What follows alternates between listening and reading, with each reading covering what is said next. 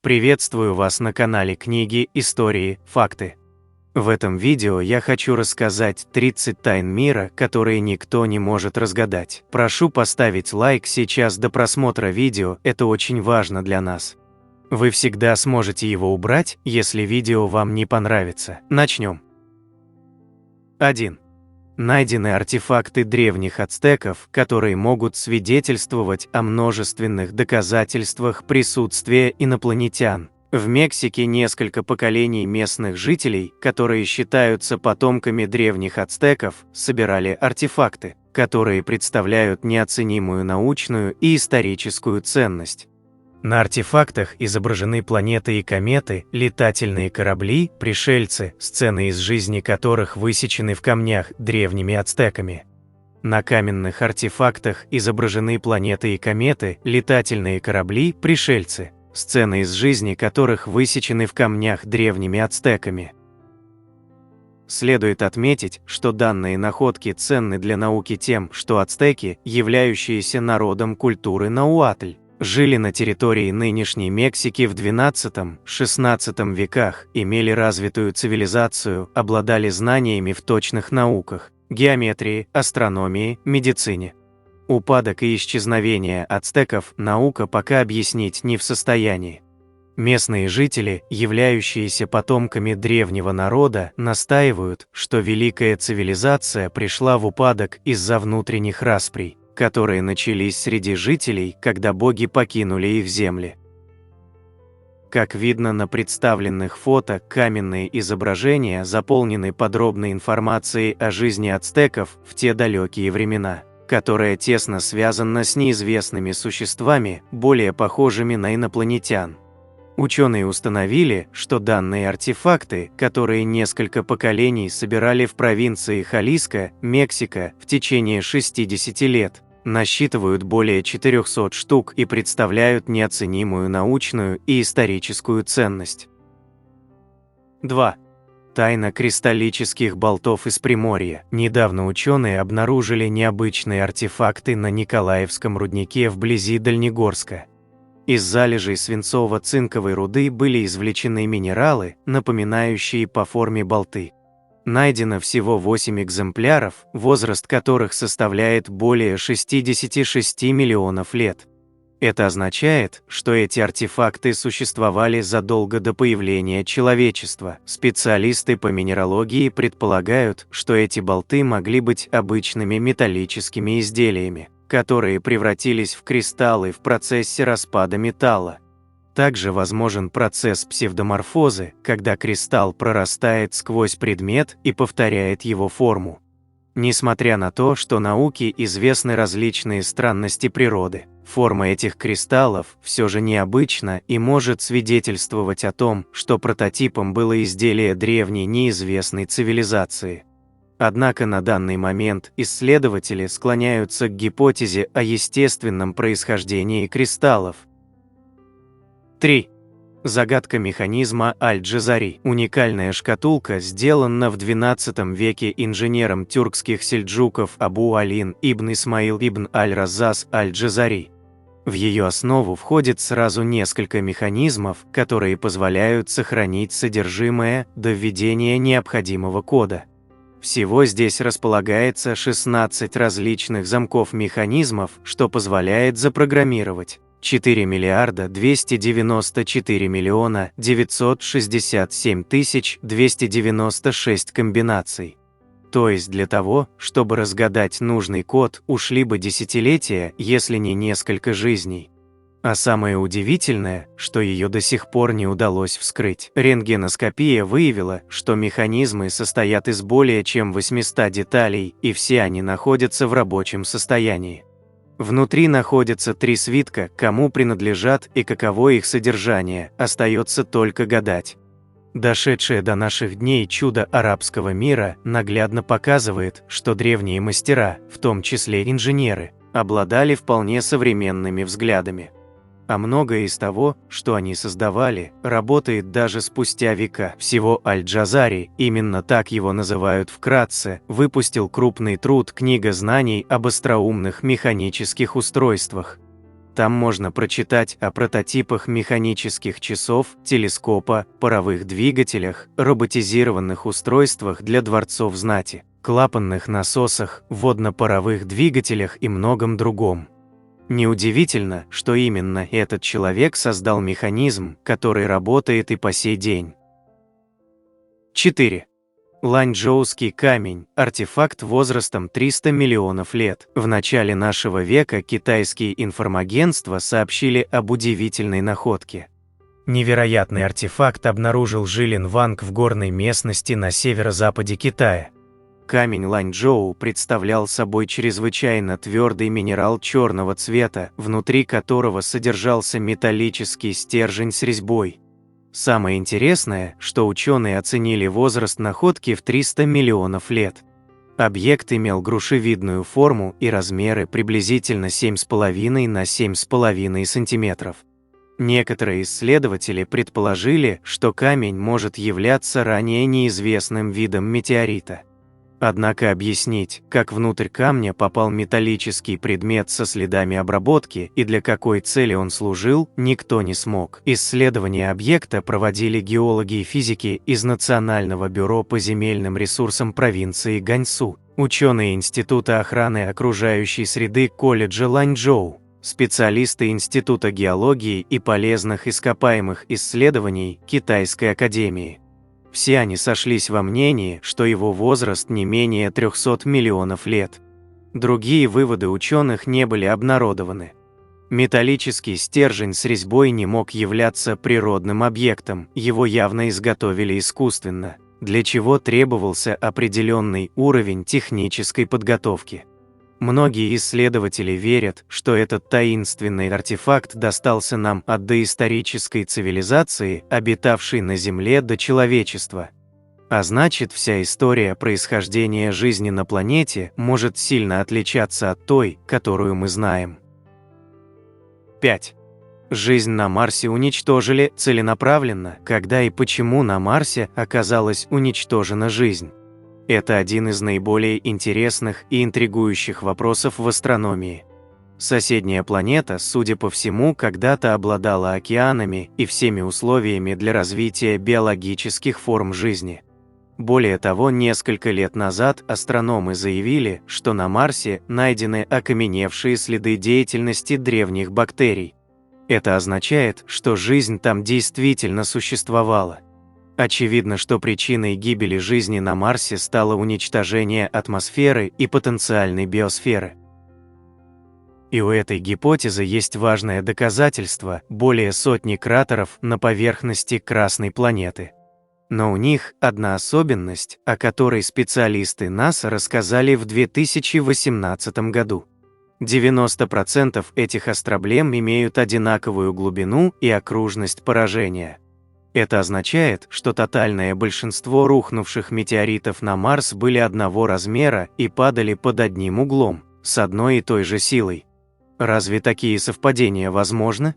Только очень крупные кратеры и очень мелкие имеют иные габариты. Это попытались объяснить астрономы из Франции и Японии. А чуть позже это подтвердили и специалисты НАСА, которые смоделировали ситуацию на суперкомпьютере, и тот выдал утвердительный ответ. Конечно же, не могут 100 одинаковых метеоритов упасть с одинаковой скоростью и оставить идентичные друг другу кратеры. А знаете, чему это под силу? Ракетам и снарядам, обладающим определенным калибром. В случае умышленной бомбардировки одним и тем же видом бомб как раз-таки и остались бы одинаковые следы. Именно такую картину мы и наблюдаем на Красной планете. Возвращаясь к эксперименту с суперкомпьютером, стоит отметить, что он подсчитал вероятность метеоритного происхождения таких астроблем. Оказалось, что она равна 0,07%, фактически нулю. Другое дело, что искусственный интеллект оценил вероятность бомбардировки планеты в 80%. Марс подвергался бомбардировке. Отсюда можно сделать вывод: сосед Земли подвергался чудовищным по мощности взрывам. Сейчас трудно оценить, велась ли эта бомбардировка из космоса, или все же цивилизация на самом Марсе вступила во внутренний общепланетарный конфликт. Важен результат – гибель всего живого на поверхности планеты. Возможно, где-то в глубинах и остались живые существа, но сама планета выглядит погибшей и безжизненной. На фото два идентичных кратера, расположенных рядом. Как думаете, какая вероятность, что это были два одинаковых метеорита с одинаковой скоростью и углом падения? 6. Результаты бурения Кольской сверхглубокой скважины. Думаю, все слышали про Кольскую сверхглубокую скважину, пробуренную в период с 1970 по 1991 годы, до глубины 12 262 метра.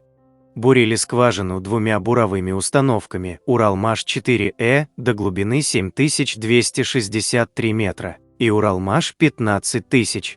В процессе бурения были применены новые технологии и принципы бурения.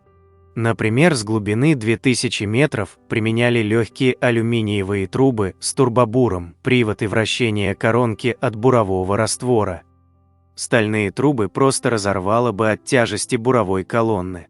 Хронологию бурения скважины СГ-3 кратко можно описать так. До глубины 7000 метров бурение проходило спокойно. Бур проходил сквозь однородные гранитные породы. Они же появились неоднородные слои и каверны, ствол скважины стал осыпаться в них. Колонну стало заклинивать, происходили аварии. Ствол цементировали, буровой инструмент отклонялся, в результате схема бурения стала походить на ветви дерева. В 1984 году произошла крупная авария, оборвалась буровая колонна. Вниз обрушились 5 километров труб. Бурение пришлось возобновить с глубины 7000 метров. В 1990 году произошла очередная авария на глубине 12 262 метра, бурение прекратили.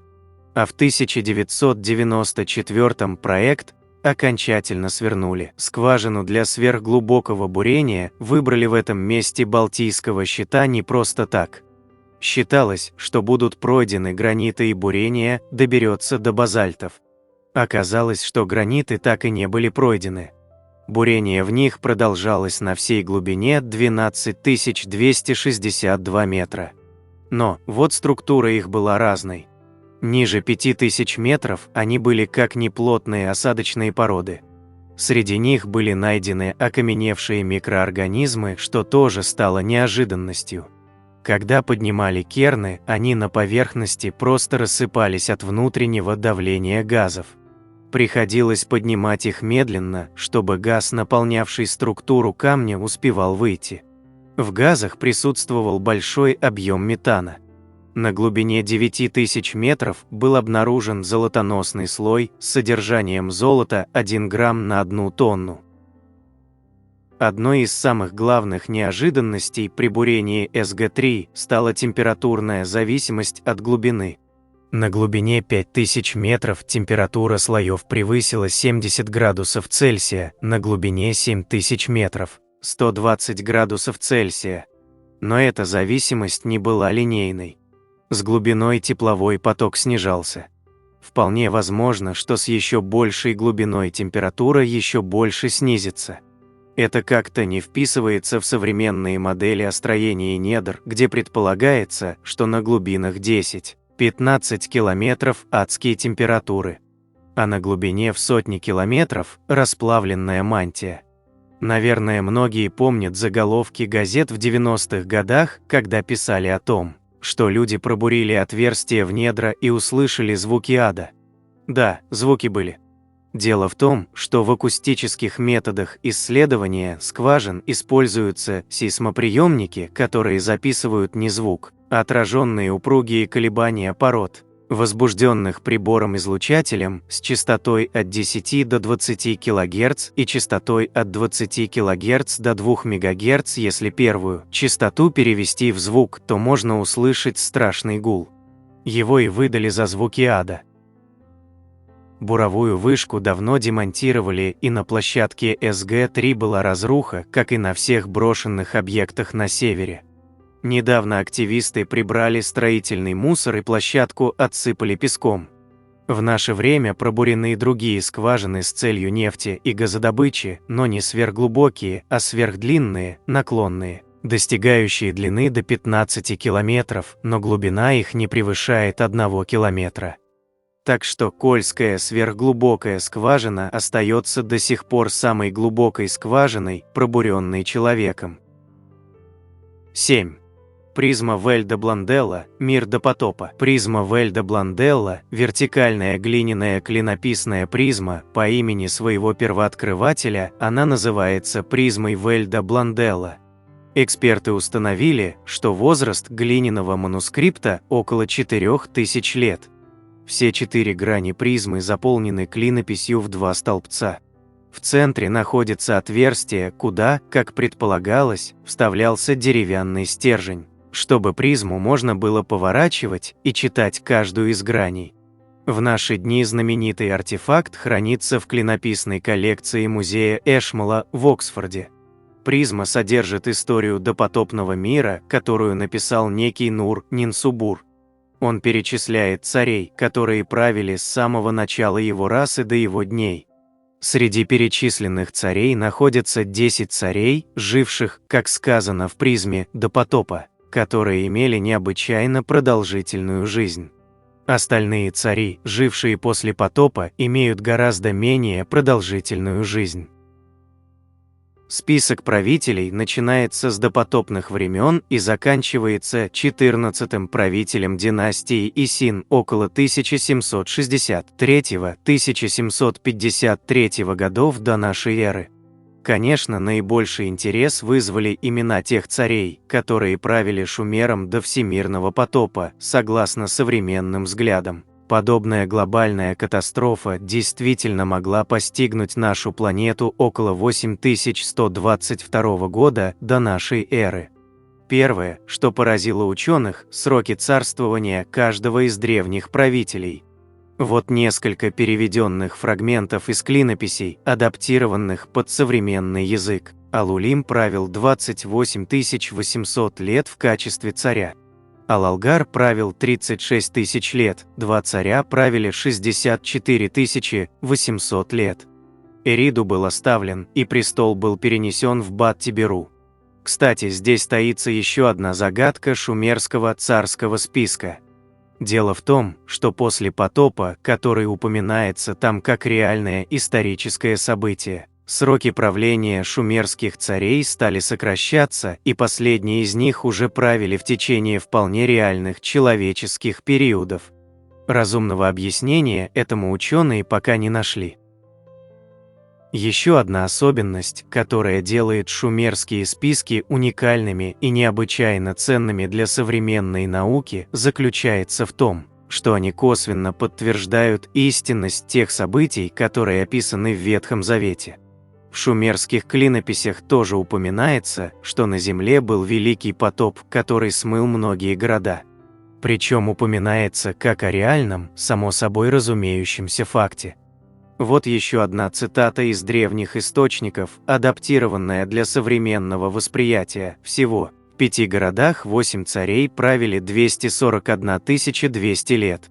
Затем потоп смыл страну. После того, как потоп смыл страну, и царство было ниспослано с небес во второй раз, Киш стал местом престола. В источниках древней цивилизации есть и другие совпадения с Ветхим Заветом. В частности, там тоже упоминается первый человек, прообраз библейского Адама, и рассказывается о грехах, которые он совершил и этим прогневал богов. Есть там и косвенные упоминания о печальной истории Содома и Гоморры, городах, которые были уничтожены Богом за греховность их жителей. Правда, там описывается несколько иное наказание за грехи. Если библейские Содом и Гоморра были уничтожены небесным огнем, то шумерских грешников поубивали и разрушили их города существа, спустившиеся с гор и не знающие пощады. В заключение хочется подчеркнуть вот что. У ученых до сих пор нет единого мнения относительно того, являются ли шумерские списки точным отражением исторических событий или это все-таки смесь легенд, сказок и реальной истории. Но, как известно, наука не стоит на месте. Не исключено, что в будущем будут найдены другие артефакты, которые дополнят или опровергнут шумерский список царей. 8. Во французской пещере Офалишен исследователи нашли доказательства приземления НЛО. Недавно на юге Франции исследователи обнаружили пещеру Офалишен с удивительными наскальными изображениями. К сожалению, большая часть ее оказалась уничтожена во время бомбардировки немцами в годы Второй мировой войны. Однако те фрагменты, которые сохранились, полны странных символов. К примеру, рисунок, на котором видны странные существа внизу, чуть выше – пасущиеся животные, а над ними практически классическая летающая тарелка. Причем видно даже техницизмы, типа выдвигающихся для опоры деталей, люка для проникновения внутрь и некой антенны сверху. Древние мастера детально задокументировали приземление какого-то аппарата. И таких рисунков по всей планете разбросаны сотни. 9. Загадка 12-угольного камня инков. Древние инки были искусными каменщиками, а технологии, которые они применяли при постройке своих сооружений, до сих пор остаются тайной. Образцы их архитектурного мастерства можно увидеть по всей Южной Америке. И одним из ярких примеров невероятного мастерства инков можно считать 12-угольный камень, обнаруженный в центре Куско. Камень с 12 углами, высеченный из зеленого диорита, твердость по шкале Мооса 8,5 баллов, является частью Льенца-Петрео, стены, которая имеет наклон внутрь и окружает разрушенный колонизаторами дворец Хатунрумиёк. Стена была построена без применения цемента или другого связующего материала. Каждый камень вырезан в идеальном соответствии с формой окружающих его блоков. Стыки в стене выполнены с невероятной точностью, что делает невозможным просунуть даже лист бумаги между блоками. Именно 12-угольный камень, получивший свое название благодаря 12 четким граням, формирующим соответствующие стыки, является настоящей жемчужиной этого геометрического чуда. 10.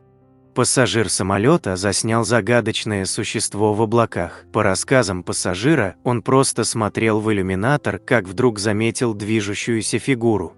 Сначала он подумал, что это просто облака с ним играют такую злую шутку, но присмотревшись хорошо, он увидел силуэт существа, которое просто шло не спеша, а потом испарилось.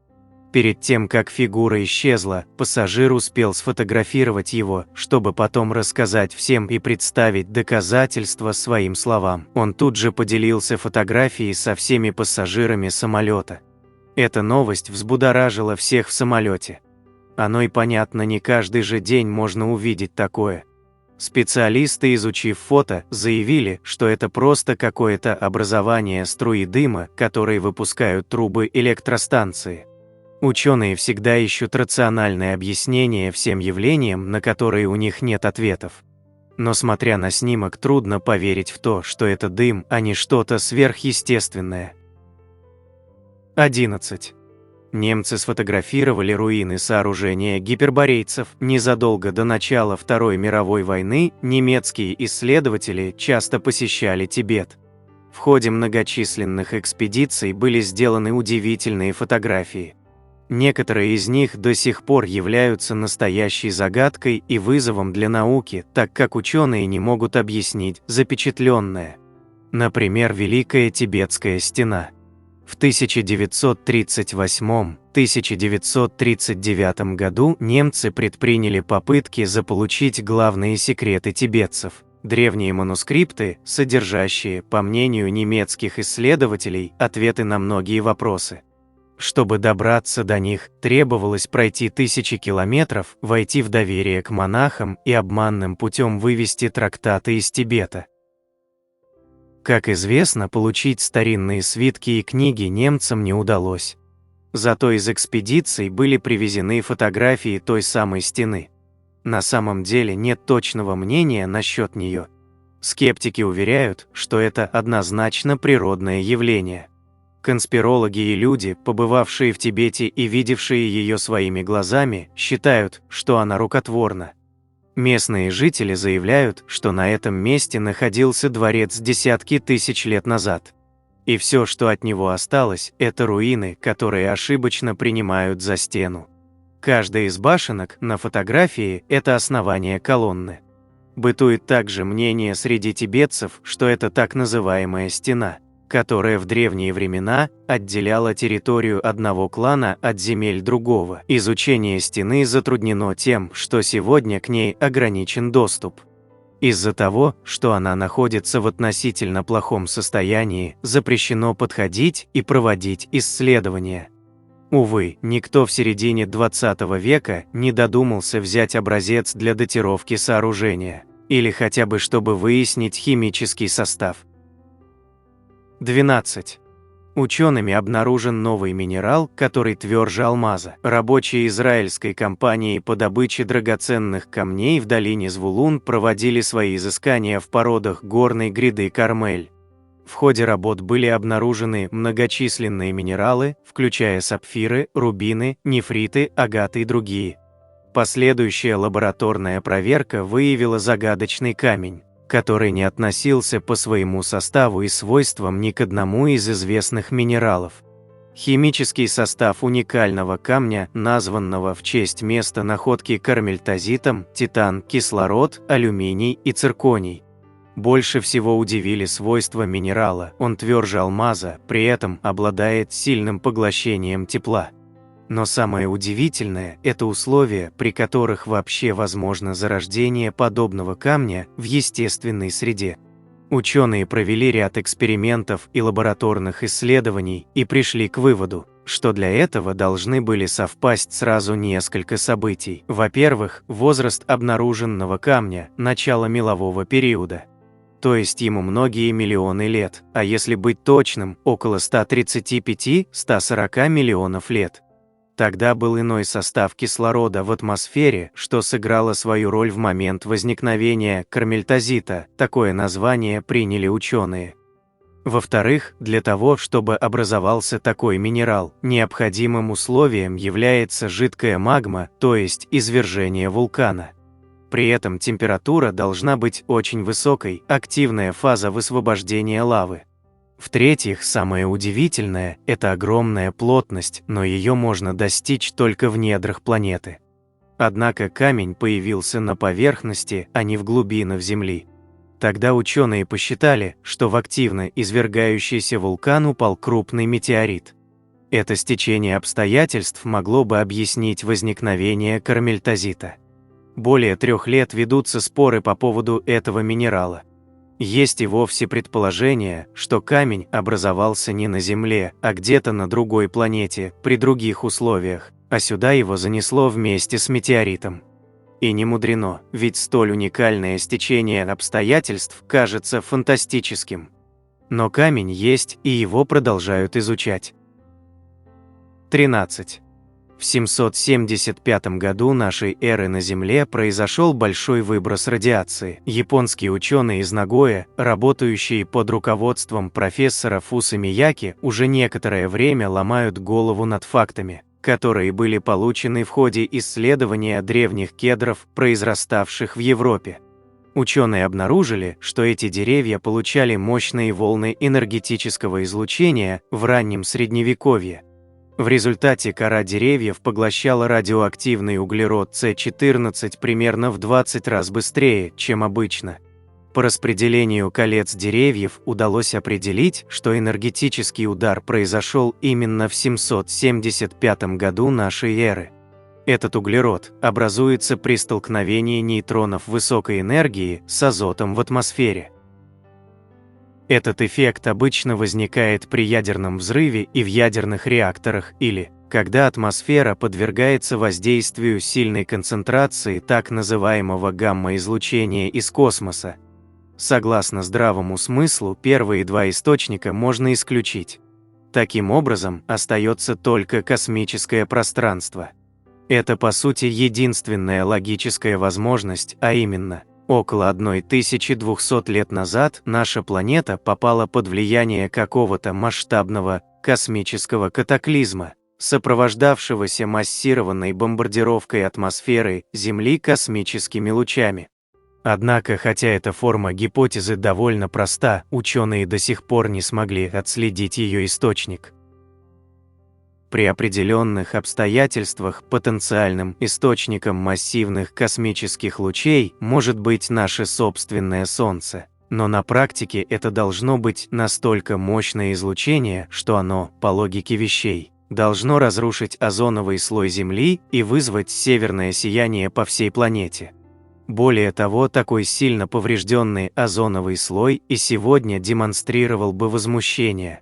В итоге у нас нет ни малейшей информации о том, что в 775 году нашей эры произошел взрыв сверхновой звезды или что-то подобное. Такое событие произошло лишь намного позже, в 1006 и 1056 годах. Но радиоактивная аномалия, напротив, абсолютно точно связана с 775 годом нашей эры.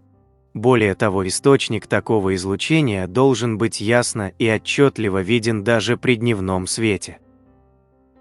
Исторические записи, уже очень точные в то время, о котором идет речь, даже не намекают на какое-либо подобное явление.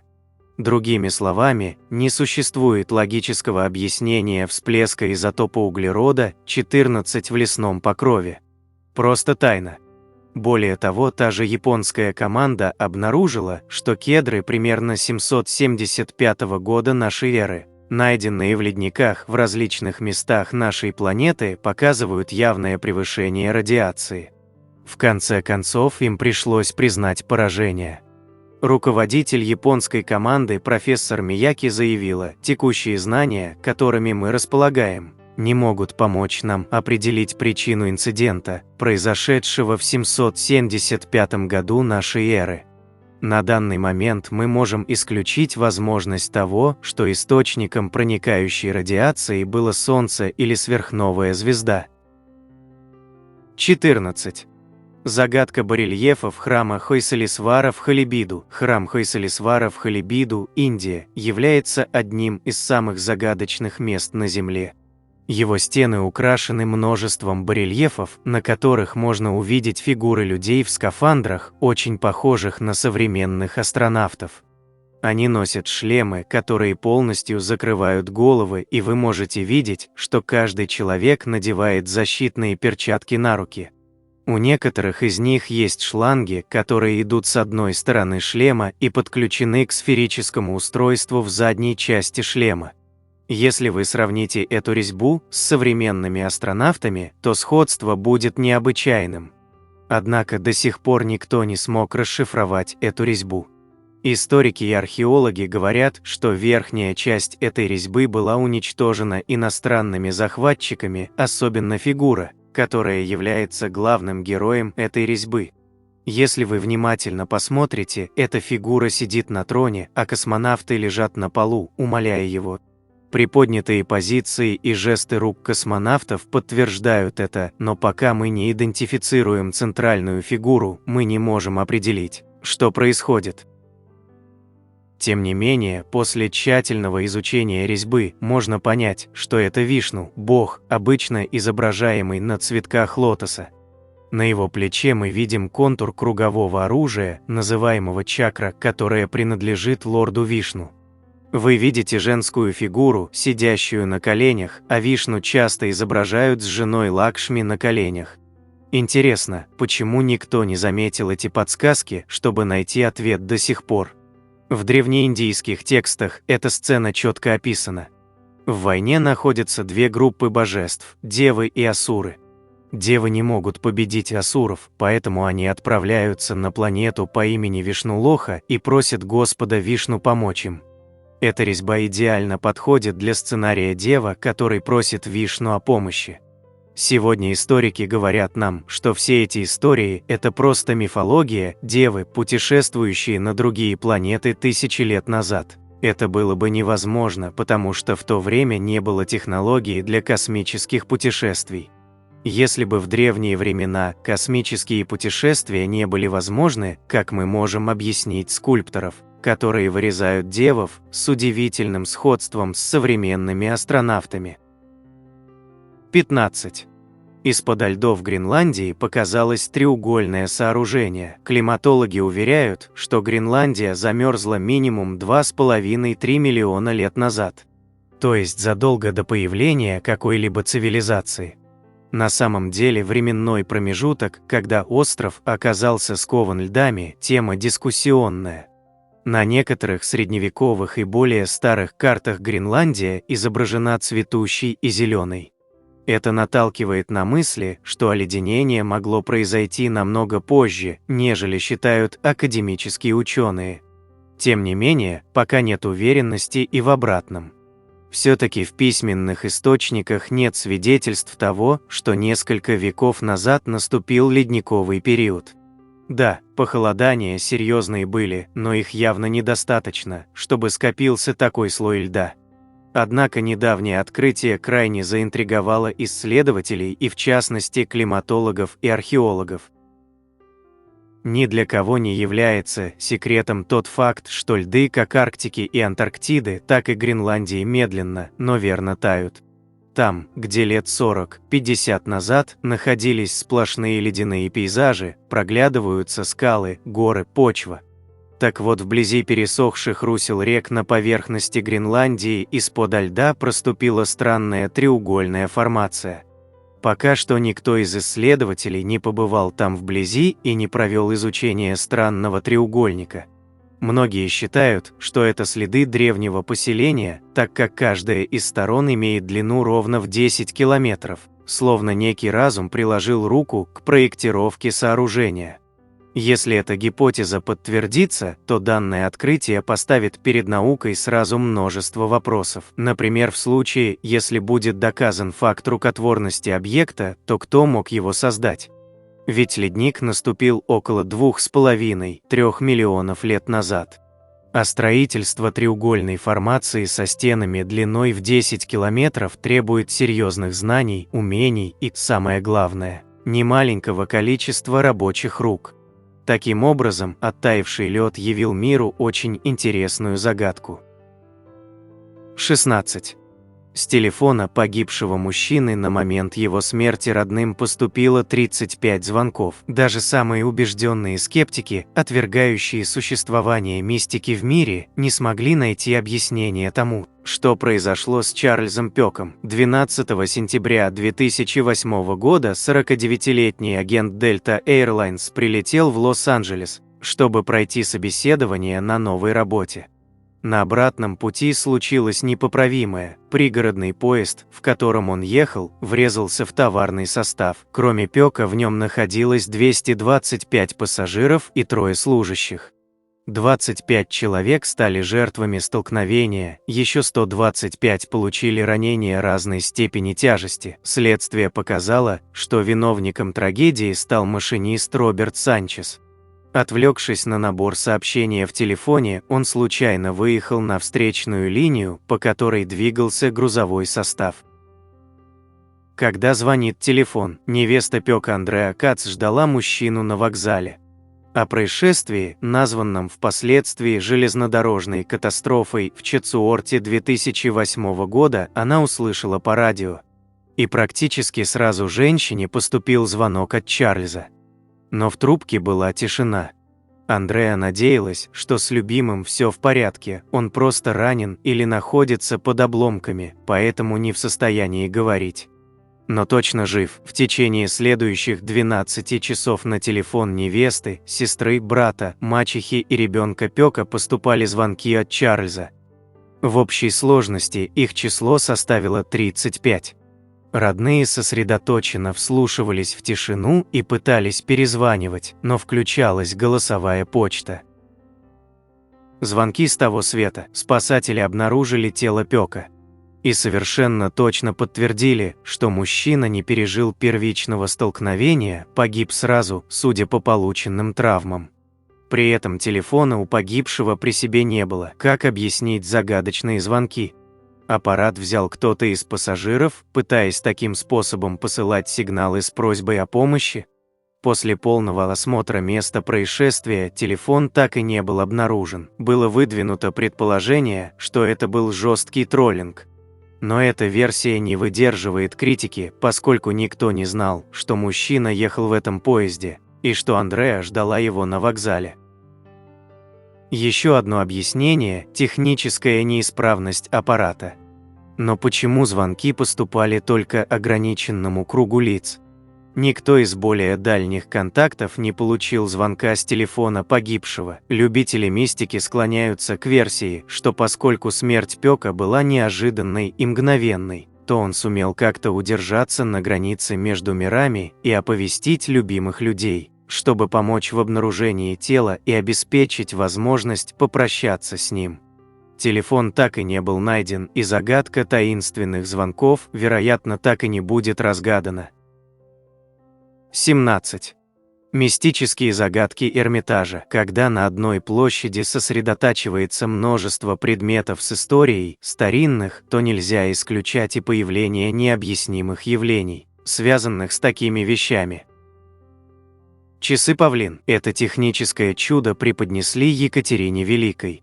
Для доставки презент, разработанный Джеймсом Коксом и Фридрихом Юри, разобрали по винтику.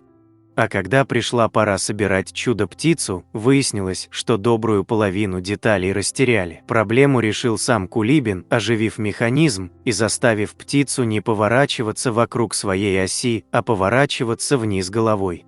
Почему? Одни считают, что мастер не смог правильно настроить часы. А другие точно уверены, что все он мог, но поступил так специально, чтобы показать свое пренебрежительное отношение к власти. Таинственный император. Ожившие восковые фигуры – очень распространенная тема страшилок. И многие посетители в один голос твердят, что фигура императора Петра I встает с трона, кивает и указывает на дверь. Дескать, посмотрели и будет. На выход, дамы и господа. Внутри фигуры есть только шарниры, позволяющие придать восковой кукле сидячее положение. Но народ так поверил в легенду, что готов обманываться и дальше. Просто так, для удовольствия. Загадочные серьги – это украшение оформлено миниатюрными зарисовками, изображающими олимпийские состязания. Как ни бились современные ювелиры над воспроизведением сюжета, но так и не смогли этого сделать. Тайны древних мастеров так и не удалось раскрыть. Величие атлантов. Эти исполины – визитная карточка нового Эрмитажа. Принято считать их олицетворением мощи, силы и фундаментальности города. Среди горожан ходит легенда, что если обратиться к атланту, тело которого не разрушилось при попадании снаряда в войну, то он обязательно поможет в исполнении желания. Непрекаянный Николай. Одной из основных мистических достопримечательностей считается призрак Николая I, который бродит по залам, видимо размышляя о планах и прожектах. Золотой лик. Масок из золота такого плана в музейной экспозиции 3. Но наибольший интерес представляет это. Маску отыскали в керченских окрестностях в кургане. Считается, что он был местом погребения знатной женщины, вероятнее всего боспорской царицы, если судить по огромному количеству золота в могиле. Гробница гения. Уже давно доказано, что это не гробница Гомера, поскольку изготовлен барельеф был почти 1000 лет спустя после того, как тот умер. Но главный вопрос в другом. Стилистически задняя и лицевая плоскости совершенно разные. Кто, как и зачем их объединил, так и остается загадкой. Кровавые слезы. Изваяние Мут-Сахмет, египетской богини войны, одно из главных украшений египетского зала. Есть легенда, что на коленях статуи каждое полнолуние появляется кроваво-красная лужа, а перед великими потрясениями в стране ноги божества покрываются красным налетом, который последний раз образовывался в 1991 году. Объяснений этого явления нет. Как нет и опровержений. 18. Тайна захоронения Лилли Грей, ставшей жертвой зверя 666. В обычном ничем не примечательном местечке на кладбище Солт-Лейк-Сити есть необычное захоронение. Надгробная плита, или точнее выбитая на ней эпитафия, привлекает внимание каждого, кто ее видел. вызывая какой-то иррациональный страх. Обычная скромная мраморная плита, имя, даты. 6 июня 1881 года и 14 ноября 1958 года. А самым странным кажется уточнение «жертва зверя 666». В медицинской документации причины смерти Лили значатся как естественные. Возможно, свет на загадку мог бы пролить супруг женщины, но когда молва о странном надгробии пошла в народ и получила широкое распространение, вдовца уже не было в живых. Элмер Льюис Грей не отличался примерным поведением и неоднократно отбывал наказание за различные правонарушения. При этом Лили почему-то вышла за него замуж, причем уже будучи в почтенном возрасте 72 лет. Поэтому исследователи паранормальных и загадочных явлений склоняются к версии, что именно муж был тем самым зверем, виновным прямо или косвенно в смерти женщины. Если обратиться к символике, то на плите Лили изображены примулы. В соответствии с распространенным значением это цветы молодости, печали, надежды и вечной любви. Но у них есть и другое значение. Вечернюю примулу называют дьявольским фонарем. И в эпоху Средневековья цветок был обязательным элементом ведьминского арсенала. Неужели благообразная старушка промышляла ведьмовством, между тем как у самого Элмера, могила которого почему-то находится в отдалении от супруги? Полувросшую в землю плиту украшают нарциссы. А эти цветы – символ себелюбия и эгоизма. Вряд ли это случайный выбор оформления. Некоторые предполагают, что ничего мистического в смерти пожилой леди нет. Она просто стала жертвой автомобильной аварии на шоссе 666. Очень длинное, оно славится не только названием, но и большим количеством аварий со смертельным исходом, которые стали нормой на безлюдных участках. А ради красного словца приписали зверя олицетворение убийственной дороги. Есть и версия, недоказанная, что к гибели Лилли косвенно причастен оккультист Алистер Кроули, который как раз и называл себя зверем 666. Но в любом случае место погребения обычной заурядной пожилой дамы Лили ушла из жизни в возрасте 78 лет, стала местной достопримечательностью и головной болью для служителей кладбища, которым регулярно приходится убирать окружающую территорию от остатков присутствия сатанистов и прочих любителей зла, устраивающих по ночам дурацкие и псевдомагические ритуалы и оставляющих свечные огарки, пентаграммы, тушки животных и прочую пакость. А как бы вы объяснили странную надпись на плите? 19. Загадочные сооружения тайны Норсунтепи. Очень любопытная структура холма, диаметр которого 500 метров. Про это место мало что известно. Находится этот холм в современной Восточной Турции в районе Кибан. Оно было раскопано немцами в 1968-1974 годах.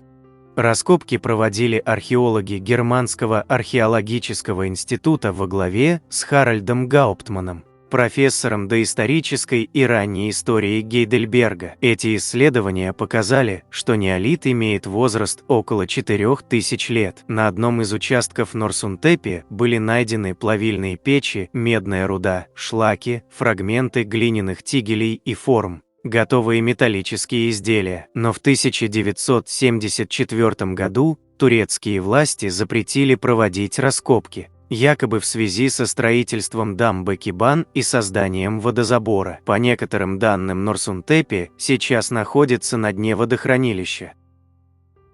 20. Ацтекский диск смерти – древняя тайна, над разгадкой которой ломают головы лучшие умы современности. В 1963 году на территории древнего города Теотиуакан был обнаружен загадочный артефакт. С самого момента его обнаружения представители разных областей науки пытаются понять, что он собой представляет и зачем создавался. Пока безуспешно. Артефакт, имеющий форму небесного светила, обнаружили рядом с пирамидой Солнца. Соответственно, между ними прослеживается явная связь. Однако в центре диска изображен человеческий череп, что натолкнуло исследователей на связь артефакта с культом, предположительно бога Миктлантикухтли, который некогда был ацтекским жрецом. Артефакту дали название «Диск смерти». И причина не только в изображении. Нельзя исключать, что его использовали для человеческих жертвоприношений. А безупречная обработка камня даже позволяет предположить, что его обрабатывали не люди, а какие-то существа иного порядка. Инопланетяне? Интересный момент. После реконструкции диска он демонстрирует прямое сходство с нимбами, которые изображаются на иконах с христианскими святыми, что породило предположение о том, что и диск, и иконописные изображения демонстрируют не некий абстрактный ореол святости, а техническую конструкцию типа шлема-скафандра. И опять всплывает версия с НЛО. Если исходить из предположения о внеземном разуме, то получается, что святые, обладавшие возможностью творить чудеса, как раз могли быть инопланетянами, представлявшими внеземные расы. Косвенным подтверждением этого факта выступает и место, где обнаружили диск смерти. Дело в том, что в переводе с языка ацтеков Теотиуакан значит «место, где боги спускаются с небес». Соответственно, древний город был местом дислокации небесных странников, ставших колонизаторами, а дорога мертвых к пирамиде Солнца – это что-то типа взлетной полосы. А с какой функциональной нагрузкой вы бы связали этот артефакт? 21. Котелок с прахом гнома, который стал причиной смерти 3 человек. Если странностей в жизни не хватает, то их можно придумать. Так было в случае с обычным кухонным котелком, который на полвека замуровали в подвале из-за того, что хранящийся в нем пепел гнома лишил жизни 3 человек. Звучит абсурдно, не так ли? Так и есть. Но, тем не менее, кухонная утварь лежала в замурованном подвале фермы Манор Фарм в Ист-Хелтоне северного Йоркшира, жители которого свято верили в легенду, в чем обвиняли котел с прахом случайно убитого в Торнтонском аббатстве сказочного человечка. Он мстил за случайные прикосновения к своему последнему приюту. Жертвой проклятия стал 6-летний Чарльз Аткин, которого на следующий день после случайного касания придавила телега с сеном. Брат мальчика Джон рассказал, что отец почему-то хранил емкость в подвале, но строго запрещал приближаться к ней. Джон рассказал о событиях тех дней следующее: котел был в нашем подвале, и я помню, как наш отец всегда говорил нам никогда не приближаться к нему. Но однажды мы играли в подвале, и Чарльз случайно наткнулся на него. На следующий день мы были в поле, и Чарльз играл с одной из повозок с сеном, когда она вдруг наехала прямо на него. Я всегда боялся этого котла. В то время в деревне было много суеверий на этот счет. Нам сказали, что в нем покоится прах гнома, убитого в Торнтонском аббатстве. Ходила история о туннеле между аббатством и подвалом, и что после того, как гнома убили, его останки были перенесены через туннель монахами и тайно утилизированы. Семья, которая жила в доме до нас, съехала после того, как там умер ребенок. Мальчика, вынувшего котел из подвала и бросившего в пруд, в тот же день переехал фургон.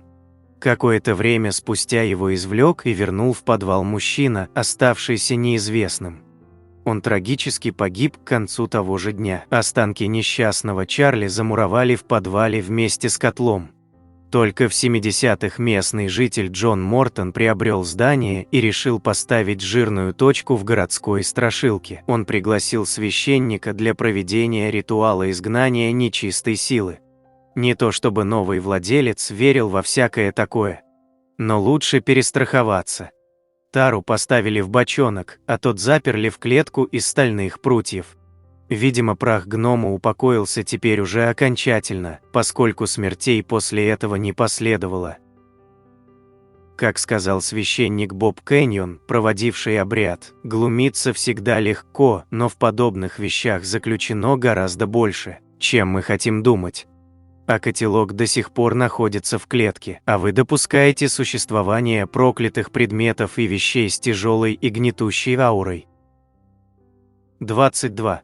Узревшая пальцами, чем закончилась сенсационная история Розы Кулешовой. Особенные способности людей всегда привлекали внимание.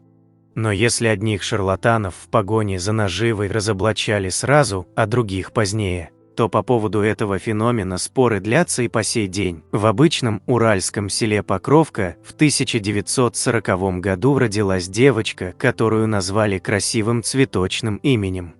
Отец Розы погиб на фронте, а матери сведения не сохранились.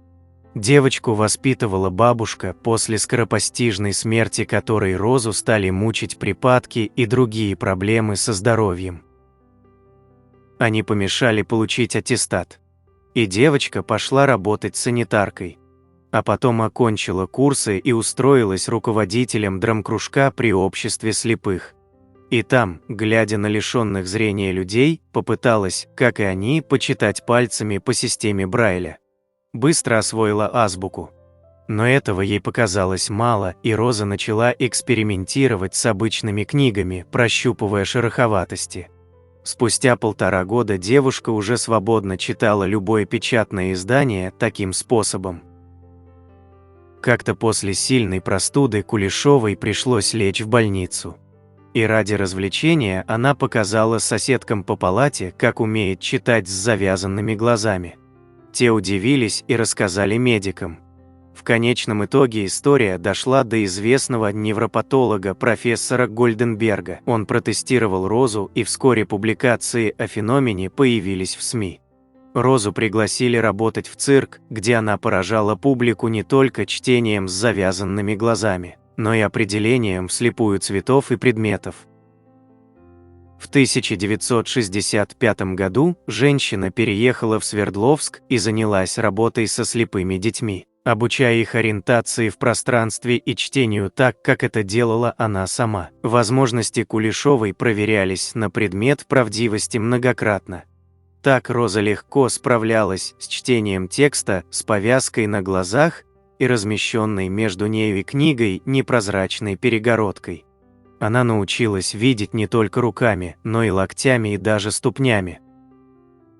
Естественно, находились и скептики, оспаривавшие способности уникума. Так доктор медицинских наук Зураб Кикилидзе считал, что Роза обладает так называемой эйдетической памятью. То есть, скользнув взглядом по странице, могла запомнить написанное и воспроизвести его. Свою версию он подтверждал тем фактом, что Роза не была способна воспроизвести текст, если ее просили отвернуться перед открытием книги. Некоторые считали Кулешову ясновидящей, другие называли мошенницей. Ушла из жизни она довольно рано, в 38-летнем возрасте. Причиной стала опухоль головного мозга. Не исключено, что именно эти нарушения и вызвали необычные способности Кулешовой. Как бы там ни было, но своей тайны она так и не раскрыла, предпочтя оставить потомков в неведении, спорах, сомнениях и попытках раскрыть секрет чтения с закрытыми глазами. 23. Лифт в никуда. Загадка исчезновения психолога в собственном доме. Да, не только от рук маньяков и похитителей страдают люди. Бывают случаи исчезновения, не поддающиеся логическому объяснению. Так было с Ириной Сафоновой, тайна пропажи которой до сих пор мучает ее близких, прессу и любителей загадок. Обычным сентябрьским вечером 2009 года Ирина, жительница Новосибирска, вернулась домой, вошла в подъезд и вызвала лифт. Больше ее никто никогда не видел. В лифте нашли лишь ключи женщины и газету, которую Сафонова успела забрать из почтового ящика. 28-летняя женщина работала детским психологом и проживала в съемной квартире вместе с 10-летним сыном Андреем и братом Ильей. 8 сентября она отправилась на свидание со своим молодым человеком, Александром Скурихиным. Пара побывала в кинотеатре, а после сеанса Александр довез девушку до дома и проводил до подъезда. Судя по ключам и газете, оброненным в лифте, она вошла в дом. Но в квартиру так и не попала. На СМС, которое Саша отправил Ире около половины первого ночи, она не ответила. Но такое уже было, поэтому мужчина не волновался, полагая, что Ирина уже спит и ответит утром. В половине первого ночи вернулась домой соседка Иры, обнаружила ключи в лифте и на следующий день вывесила объявление о находке. В ходе следственного эксперимента сложилось впечатление, что женщина просто испарилась в воздухе. В подъезде не были обнаружены ни следы борьбы, ни кровь, не было слышно ни криков, ни драки, ни просьб о помощи. Активные поиски, инициированные родителями Сафоновой и ее братом, начались на следующий день. К делу подключились волонтеры, расклеивавшие объявления и раздававшие листовки с информацией о пропавшей. Под подозрение, естественно, попал кавалер Иры. Парня долго допрашивали, проверили на детекторе лжи. С учетом положительных отзывов со стороны младшего брата исчезнувшей Александра отпустили. Илья подтвердил, что у пары были хорошие отношения, и Саша планировал сделать возлюбленной предложение. Проверили и мужа Владимира, с которым женщина давно не жила, но официально брак не был расторгнут. Подозрения сняли с него, поскольку мужчина давно жил в Москве с другой женщиной, и жизнь жены, с которой они фактически были чужими людьми, его не интересовала. С того момента минуло 16 лет. Александр также живет в Новосибирске. Он женился и воспитывает с супругой малыша.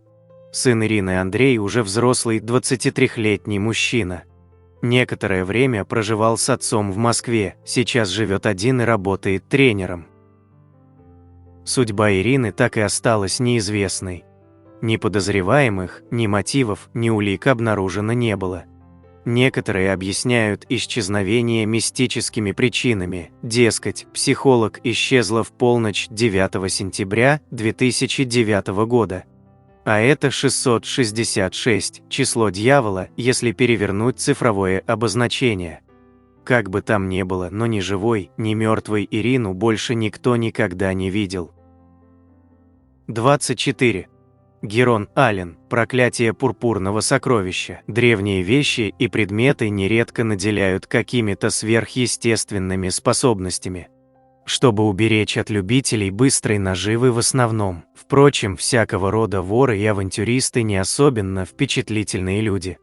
Поэтому предметы, подобные этому камню, всегда находятся в опасности. Поразительной чистоты камень из Дели отличает какой-то фантастический фиолетовый оттенок, делающий его по законам колористики похожим на сапфир.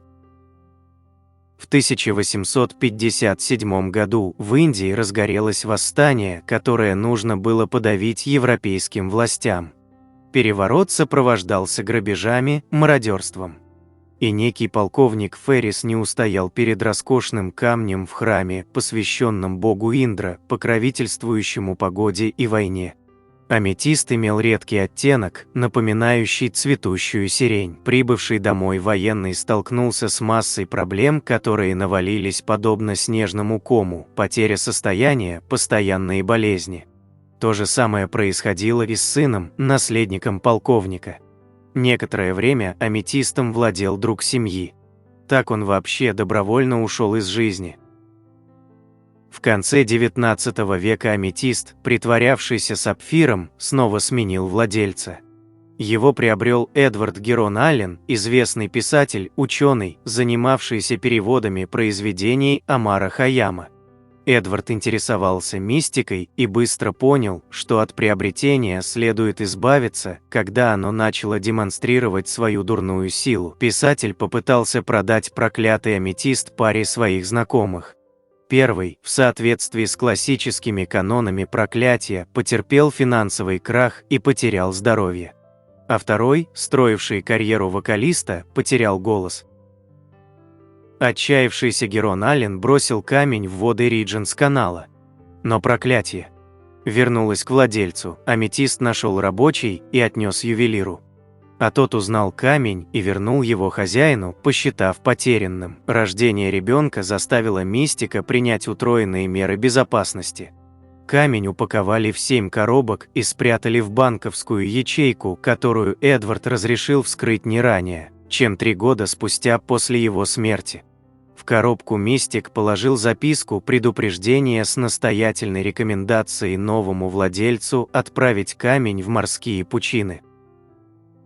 Но в 2000 году бывший глава одного из музеев Джон Уитакер решил показать делийский камень на собрании общества Герона Аллена. На мужчину посыпались как из рога изобилия неприятности, жуткая гроза, чуть не лишившая его жизни, серьезная болезнь почек, проблемы с желудком. В 2007 году лжесапфир выставили на всеобщее обозрение в Музее естественной истории в Лондоне. Стоит ли выносить на всеобщее обозрение этот камень? Не лучше ли навсегда похоронить его в глубинах банковских хранилищ? Ведь рано или поздно обязательно найдется желающий опровергнуть действия фиолетового исчадия и решит похитить камень, запустив новый виток истории. А вы верите в подобные проклятия? Или это всего лишь сила самовнушения? 25. Британские ученые назвали существование Лох-Несского чудовища вполне вероятным. Лох-Несское чудовище – одно из самых известных мифических существ во всем мире. Его окружают случайные фотографии, загадочные находки и куча любопытных исследователей, посещающих шотландское озеро Лох-Несс в надежде найти доказательства существования этого чудовища. Недавно британские ученые заявили, что существование Несси, так сказать, вполне вероятно. Первые письменные упоминания о Лох-Несском чудовище появились в 700 году. Тогда аббат Айонского монастыря в Шотландии по имени Адамнан якобы спас крестьянина от нападения чудовища у побережья озера. Далее, начиная с 1658 года, многие путешественники, исследователи и простые люди утверждали, что видели странное существо в водах озера. Его называли и водяным быком, и саламандрой, и сравнивали с китом. В 1933 году неведомое животное впервые назвали чудовищем в газетах, после чего появилась легенда о Несси и еще больше свидетельств. Многие из них были ложными, но люди продолжали искать странное существо. В 1934 году сделали знаменитую фотографию чудовища, где маленькая голова с шеей выглядывает из воды. Именно эта фотография заставила людей поверить, что Несси может быть плезиозавром, вымершей морской рептилией. Тогда эту теорию опровергли по ряду причин, включая тот факт, что эти рептилии обитали только в соленой воде. Однако теория вновь появилась на горизонте в 1975 году, когда Бостонская академия прикладных наук сделала подводную фотографию существа, которое, по их мнению, является лохнесским чудовищем. Недавно случилось очередное открытие. Британские ученые из Университета Портсмута, Университета Бата и Университета Хасана II обнаружили окаменелости мелких плезиозавров в Марокко. Их нашли в речной системе возрастом 100 миллионов лет. Окаменелости включали шейные, задние и хвостовые позвонки, а также зубы и кусок передней конечности. Кости нашли в разных местах, что означает, что они принадлежали нескольким животным, а не одному скелету. Открытие вызвало много вопросов, ведь первоначально считалось, что плезиозавры жили только в морской среде. Учитывая полученные доказательства того, что плезиозавры могли жить в пресной воде, ученые связали свое открытие с лохнесским чудовищем. Что это все значит для лохнесского чудовища? С одной стороны, то, что оно существует, вероятно. Оказалось, что плезиозавры обитали не только в морях, но и в пресных водах. Но судя по анализу окаменелостей, последние плезиозавры вымерли в то же время, что и динозавры. 66 миллионов лет назад, говорится в тексте исследования в издании Cretaceous Research. На протяжении почти 90 лет люди сообщали о свидетельствах и доказательствах существования Несси, и в то же время существовало множество доводов против. За все эти годы зафиксирован 1081 случай наблюдения лохнесского чудовища. В последний раз его якобы сфотографировал в 2016 году Иэн Бремнер. Это фото вы сейчас видите на экране. Некоторые утверждали, что он просто сфотографировал тюленей, играющих в воде. В этом же году о случаях встречи с чудовищем сообщалось 5 раз. А вы верите в существование чудовища? А сейчас я хочу попросить о минуте вашего внимания, касающейся организационных вопросов на нашем канале КИФ. Прошу вас подписаться, а также нажать на колокольчик и выбрать все уведомления. Также прошу вас подписаться на наш телеграм-канал, ссылка на него размещена в шапке главной страницы. Из него вы всегда оперативно узнаете о выходе новых видео, и только там мы регулярно публикуем материалы, которые никогда не будут размещены на YouTube из-за жестких правил площадки. Эти 2 пункта очень важны для развития канала, и прошу вас прислушаться к моей просьбе.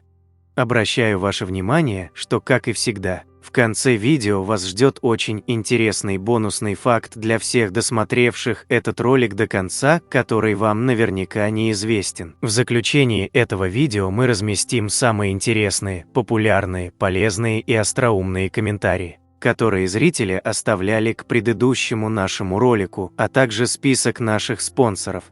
Оставляйте свои комментарии, чтобы попасть в следующий ролик. А теперь продолжаем. 26. Изнанка мифа о норах в Волумбе. На расстоянии примерно 8 километров от города Митяна, Уганды, расположены странные норы. Они встречаются и в других местах страны, но здесь, на холме Танда, их рекордное количество – целых 240 штук. Животные обходят эти углубления стороной, а люди возвращаются оттуда с ощущением панического первобытного ужаса. Глубина вертикальных углублений правильной формы варьируется от 3 до 70 метров при ширине около 1,5 метров. Некоторые объединены друг с другом, формируя систему тоннелей. Исследователи предполагают, что норам несколько сот лет. Но кто и зачем их сделал? У местных есть легенда о первом человеке на Земле по имени Кинту. Он понравился божеству Гулу, и Бог согласился отдать человеку в жены свою дочь. Но предупредил, что покинуть небесный чертог они должны очень быстро, чтобы не заметил брат девушки Валмбе, приносящий беды, горести и несчастья. Но тот ухитрился спуститься вместе с парочкой. Вслед ему на поиски был отправлен его брат Кайкузи. Но хитроумный бог несчастий спрятался под землей, вырыв систему ходов и нор, и поисковику пришлось вернуться на небо ни с чем.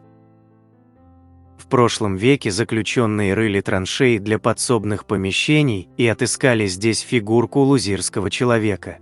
Существо обладало длинным носом и странной прической типа парика, который надевают судьи. В общем, на местное население никак не походило. Что же это за человечек? По этому поводу есть уже более реальное, а не мифическое объяснение. Местные верят, что на этой территории в XIII веке обитало племя высоких светлокожих людей.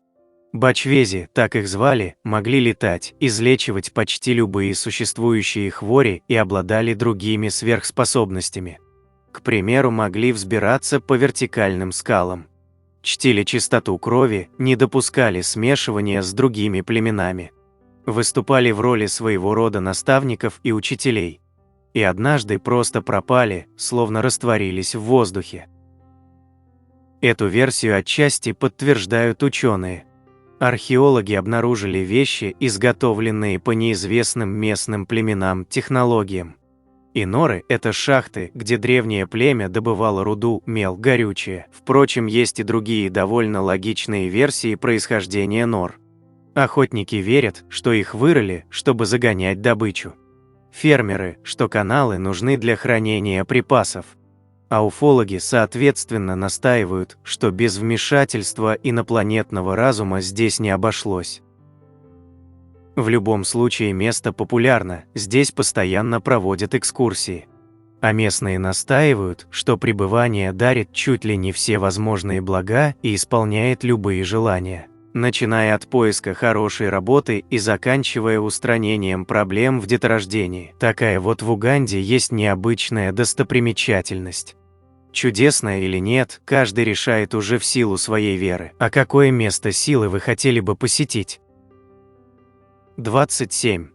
Полковник Дракула Черниговского разлива. Тайна жизни и смерти Василия Дунина-Барковского. О главном вампире всех времен и народов Дракуле знают даже те, кто совершенно равнодушен к жанру хоррор. Но не только Трансильвания может похвастаться такими персонажами. У нас тоже имелись свои порождения тьмы, внушавшие ужас как при жизни, так и после смерти. Именно таковым был Василий Дунин-Барковский. Он возглавил сотню в Черниговском казачьем полке в конце 17 века. В 32 года уже стал полковником за проявленные воинские заслуги. Казалось бы, карьера идет в гору. Живи да радуйся. Но неожиданно Василий все бросает и переходит на службу к Мазепе. За поступок мужчина был щедро одарен и стал одним из самых богатых и влиятельных людей в Чернигове и близлежащих областях. При этом Василий был человеком образованным, а не чурбаном-солдафоном. По некоторым данным, знал 12 языков, собрал роскошную библиотеку. Любое отклонение от среднестатистического вызывает у народа зависть и пересуды. Богат и образован? Все не просто так, это результат сговора с дьяволом. Злые языки продолжали болтать даже после того, как Дунин-Барковский сделал щедрые пожертвования на строительство храмов и помощь монастырям и церквям. Это, дескать, он страшные грехи замаливает, старательно подливала маслица в огонь и дворовая челядь, хозяин он. И колдует по ночам при свете свечей. И паломников отлавливает, чтобы сливать кровь и пить ее. А днем спит беспробудно, отдыхая от черных дел.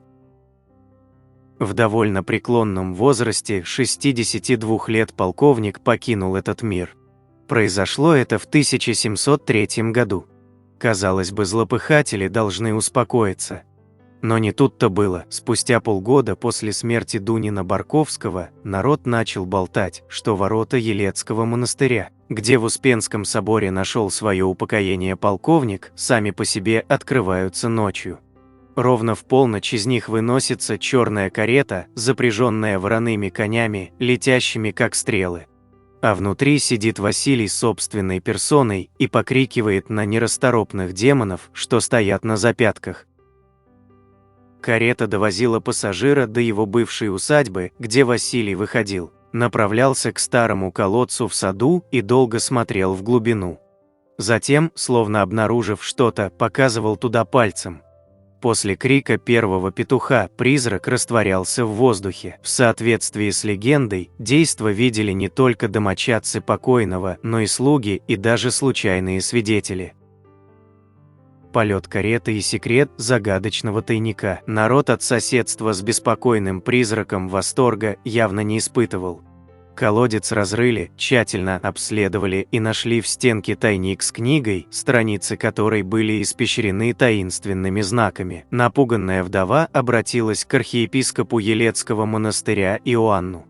Тот внимательно выслушал женщину, серьезно отнесся к ее беде и организовал крестный ход. Люди с иконами остановились на мосту, который пересекала зловещая карета. Ровно в полночь она появилась, несясь на людей с бешеной скоростью. Священнослужитель не испугался и крикнул громким голосом: «Изыди!», лошади остановились, а сама повозка превратилась в дым и рассеялась в небе. На рассвете склеп Дунина-Барковского вскрыли и с удивлением обнаружили, что тело не тронуто разложением. Мужчина выглядел так, словно прилег вздремнуть. Чтобы призрак не вернулся, в грудь вбили осиновый кол, а тело перезахоронили на сельском кладбище в Боровке, где провел последние годы жизни полковник. В ту же ночь случился ливень такой силы, что кладбище размыло, и гроб с телом чернокнижника унесло водами Десны, которая вышла из берегов. Больше о нем никто никогда не слышал. Сложно поверить в летающие кареты, призраков у колодца и таинственные колдовские книги. Но многие жители Чернигова до сих пор верят в то, что Дунин Барковский был колдуном при жизни, стал вампиром после смерти и, вполне может быть, шатается где-то по земле и сейчас, не находя упокоения. 28.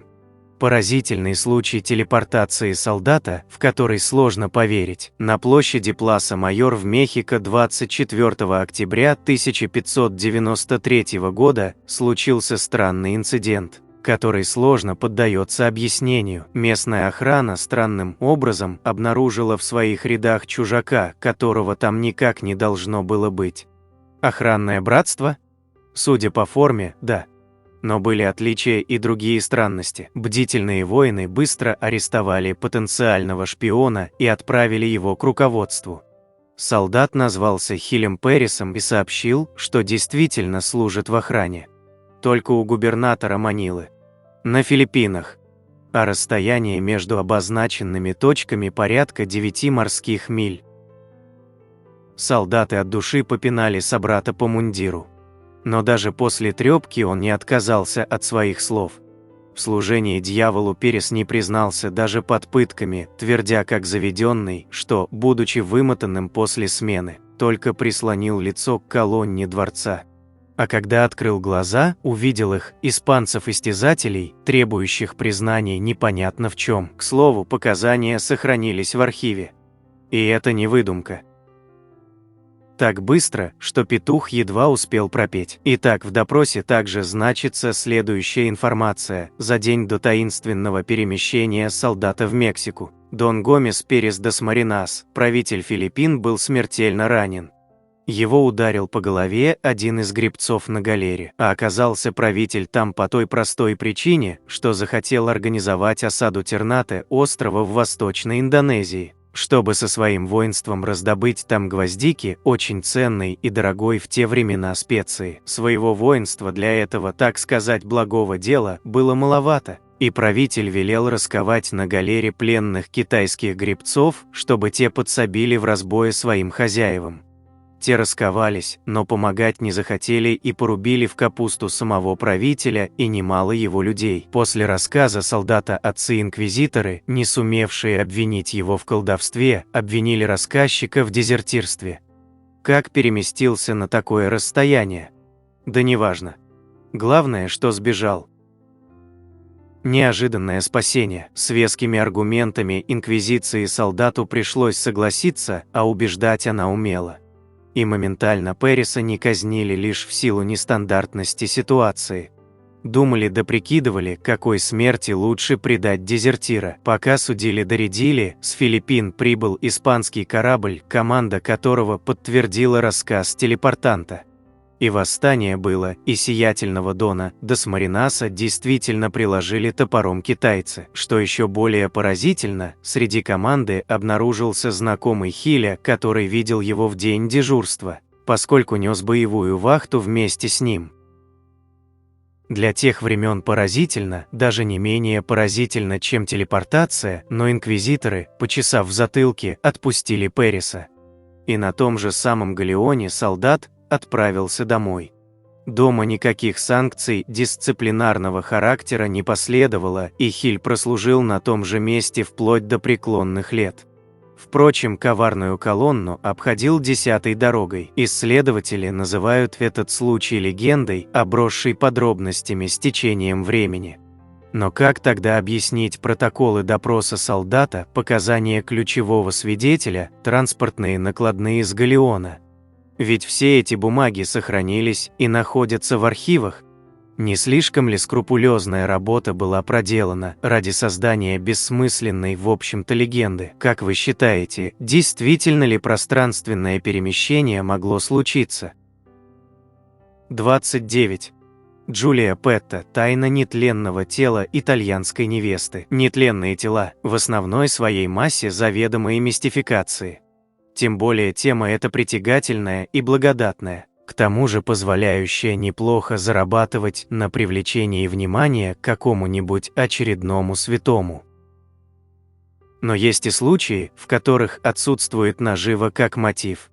как, например, история с Джулией Петта. Кладбище Маунт-Кармель в пригороде Хиллсайда известно как место упокоения известного гангстера Аль Капоне.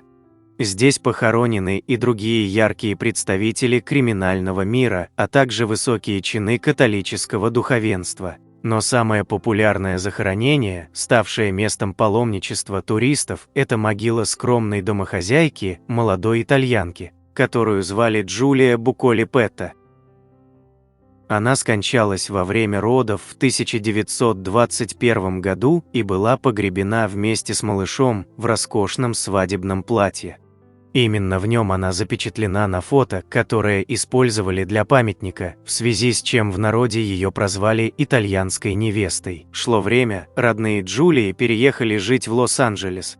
И 5 лет спустя мать умершей, Филомена, стала постоянно видеть дочь во сне. Она твердила, что жива. Сны были такими реалистичными и терзали несчастную целый год. В итоге женщина не выдержала, вернулась в Чикаго и затребовала эксгумации. Филомена подозревала, что дочь могли похоронить заживо, что породило призрак, который не может найти покоя. За 6 лет гроб уже порядком истлел.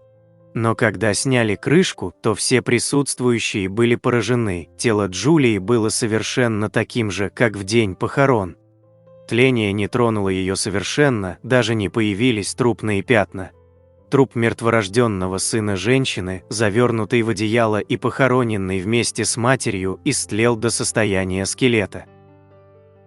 Мать была поражена и, не веря собственным глазам, сделала фото Джулии, которое потом поместили на памятник. Несколько человек, присутствовавшие при эксгумации, коснулись кожи покойницы, щек, рук и единогласно подтвердили, что она была мягкой и довольно теплой. Присутствовавший при эксгумации тело врач подтвердил факт смерти, гроб заколотили и снова закопали. Одни исследователи паранормальных явлений считают, что тело не подверглось разложению из-за специфического состава почвы в этой области. Другие уверены, что его просто очень качественно забальзамировали. Но, будь это так, об этом знала бы мать Джулии. А если дело в почве, почему останки ребенка полностью разложились? Адепты христианства считают, что тело осталось нетронутым тлением, поскольку при жизни женщина была очень набожной. И так Господь отметил ее, сделав святой. Да, сны Филомены можно счесть результатом горя и тоски от потери ребенка. Но они начались спустя 5 лет, времени для осознания и принятия прошло уже много. К тому же посетители кладбища стали видеть неподалеку от могилы Петта призрачный силуэт женщины в белом. Замечали его и многие ночные водители. Улица Харрисон-стрит расположена неподалеку от кладбища, а могила итальянской невесты находится близко к входу. А еще люди рассказывают историю о том, как женщина в белом помогла ребенку.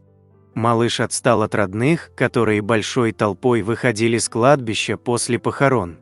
Когда ребенка на выходе хватились и бросились обратно, чтобы искать, то увидели, что по дорожке приближается женщина и ведет малыша за руку. Подойдя, она молча передала мальчика родным и растворилась в воздухе. 30. Астероид Апофис устроит всемирное шоу в 2029 году. 13 апреля 2029 года, пятница. Природа, как отмечают ученые, обладает чувством юмора, выбирая именно эту дату для одного из самых грандиозных космических событий в истории человечества. В этот день околоземное пространство посетит небесный гость, астероид Апофис, названный в честь древнеегипетского божества тьмы и хаоса. И это будет не рядовое астрономическое явление, а беспрецедентное зрелище, которое смогут увидеть невооруженным глазом почти 2 миллиарда человек. Апофис – это гигантская космическая скала диаметром около 340 метров. Для сравнения, это высота Empire State Building или размер 3 футбольных полей. Он благополучно пройдет на расстоянии всего 5,9 земных радиусов от нашей планеты, это ближе, чем летают некоторые геостационарные спутники. Такой тесный подход астероида такого размера – событие исключительной редкости, происходящее в среднем раз в 7500 лет. Однако главными зрителями этого события станем мы с вами. Пролет Апофиса будет виден для жителей всей Африки и Европы. Он будет выглядеть как яркая, быстро движущаяся точка света, проносящаяся по ночному небу. Как отмечают ученые, число потенциальных зрителей этого шоу в 4 раза превышает аудиторию, наблюдавшую за высадкой Нила Армстронга на Луну. На этом я бы хотел закончить это видео с 30 тайнами мира, которые никто не может разгадать. Ну и уже по традиции, для всех досмотревших этот ролик до конца предлагаю узнать бонусный факт. Загадочный вагон на дне Байкала. По документам, исследовательская группа прибыла на Байкал для сбора геологических и биологических данных. Однако оснащение экспедиции сразу вызвало недоумение у специалистов. В распоряжении команды оказались 2 глубоководных обитаемых аппарата «Мир». Такие же использовались при спуске к «Титанику» и для изучения Северного Ледовитого океана. Для пресноводного озера подобная техника выглядит избыточной, тем более что каждый «Мир» стоит десятки миллионов долларов. Во время одного из первых погружений оператор одного из аппаратов на глубине около 400 метров неожиданно заметил металлическую конструкцию, вагон, по его словам, явно дореволюционной постройки. Он признался, что побоялся приближаться к находке, вагон стоял на осыпи, а до дна Байкала в этом районе оставалось еще более километра. Даже малейшее смещение могло бы привести к падению объекта и, возможно, самого батискафа на дно озера, откуда их уже не поднять. Видеозапись, сделанная оператором, быстро доставили на поверхность, после чего работа была неожиданно прекращена. Аппараты извлекли, а команда свернула лагерь, не комментируя случившееся. Позже один из участников на условиях анонимности подтвердил, находка была настоящей, и именно она стала причиной завершения проекта. Вот такими у нас получились 30 тайн мира, которые никто не может разгадать. На экране вы можете увидеть несколько комментариев из предыдущего ролика. Надеемся, вам понравился материал, который мы собрали для вас. Оставляйте комментарии, ставьте лайки, делитесь своим мнением о ролике, предлагайте темы, которые вы хотели бы услышать в новых видео. Все это очень важно для нас и позволяет продолжать радовать вас новыми, надеемся, еще более интересными видео.